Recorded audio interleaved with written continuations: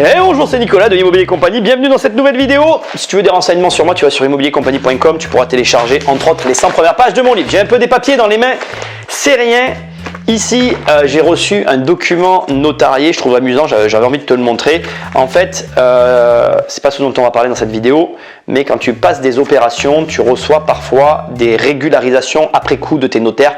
979,52 € pour moi, c'est une bonne journée. Achète des biens immobiliers, toi aussi, ça t'arrivera.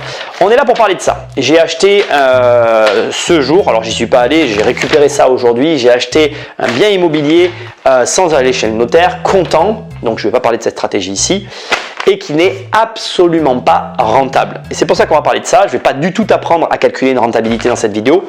Tu trouveras une vidéo sur le sujet sur ma chaîne. Non, ici, je vais te parler simplement du fait qu'il existe des biens immobiliers comme celui-là qui sont extrêmement liquides et qui du coup s'opposent un petit peu à la rentabilité. Généralement, tu n'auras pas les deux. Tu ne vas pas avoir à la fois un bien rentable et à la fois un bien liquide. Généralement, les biens très rentables sont un petit peu moins liquides et inversement, généralement, les biens très liquides sont moins rentables. La meilleure image pour ça, c'est le marché parisien. On ne va pas réellement parler de rentabilité sur le marché parisien, on va plutôt parler de liquidité. Et sur d'autres marchés, on va parler plus de rentabilité et moins de liquidité. Mais là, on n'est pas sur Paris, on est sur un bien immobilier qui se situe dans une ville dans laquelle j'investis et on est sur un bien qui a une liquidité équivalente à Paris. Et oui, ce type de bien-là se vend dans la journée en fait, en quelques minutes. Donc aucune négociation, on est, je vais faire un calcul rapide devant toi, sur un bien, on s'en fiche du bien que j'achète, c'est pas ça qui est important, ce qui compte c'est l'information que je veux te donner. On est sur un bien, si jamais je le mettais en location, ce que je vais faire mais pas immédiatement, qui rapporte même pas 5%, on est à 4,8 pour être précis, de rentabilité si on se basait sur la rentabilité, comme tu peux le voir, c'est pas vraiment le type de bien qu'un débutant va rechercher et pourtant, j'achète ce genre de bien et tu dois aussi considérer que ton patrimoine doit être composé de ce type d'investissement parce que la liquidité a ses avantages, notamment comme je t'ai dit tout à l'heure, je le mets à la vente et en quelques minutes, je récupère mon argent. La vérité et ce que je veux te montrer ici, l'information que je veux que tu gardes en tête, c'est que l'immobilier est composé de pléthore de stratégies. Il n'y en a pas une qui est meilleure qu'une autre. Et d'ailleurs, une bonne stratégie, c'est une stratégie qui couple plusieurs possibilités et qui te prémunit des différents aléas de marché. Je couvre un large secteur, le quart sud-est pour mes investissements. Je pense en connaître un petit rayon sur les villes que je pratique maintenant depuis une vingtaine d'années. Et ce que je peux te dire, c'est que la rentabilité vraiment, et c'est ce que je veux que tu gardes en tête, ça n'est qu'un indicateur.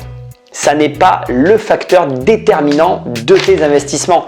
Ce qui compte, c'est que tu aies un raisonnement global et que tu comprennes qu'à l'arrivée, ton patrimoine sera composé, je vais arrêter de jouer avec ça parce que ça m'énerve, sera composé de plusieurs biens. Et est-ce que si tu as plusieurs biens, certains très rentables et d'autres moins mais très liquides, est-ce que réellement on ne doit pas calculer une rentabilité globale? Je te pose la question et je te laisse m'y répondre dans les commentaires. En tout cas, moi aujourd'hui, je raisonne au global. J'ai des rentabilités indécentes dans mon patrimoine. J'ai des rentabilités tout à fait normales, y compris comme celle que tu viens de voir, voire mauvaises, mais avec des compensations qui font qu'aujourd'hui, j'ai un patrimoine hétéroclite. Il fallait que je le place ce mot-là. mais qui me convient très bien. Ne te focalise pas que là-dessus. Moi, personnellement, j'apprends que la rentabilité est un des facteurs que je regarde parmi un ensemble de facteurs. Il y en a un, enfin moi précisément, je regarde 5 points. Il y en a un qui est vital à mes yeux.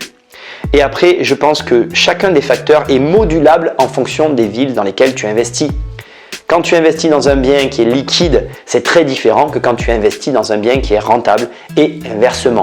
À toi de connaître ton marché et à toi de considérer la rentabilité pour ce qu'elle est, un élément, un composant de ton investissement. Je te dis à très bientôt dans une prochaine vidéo. Salut!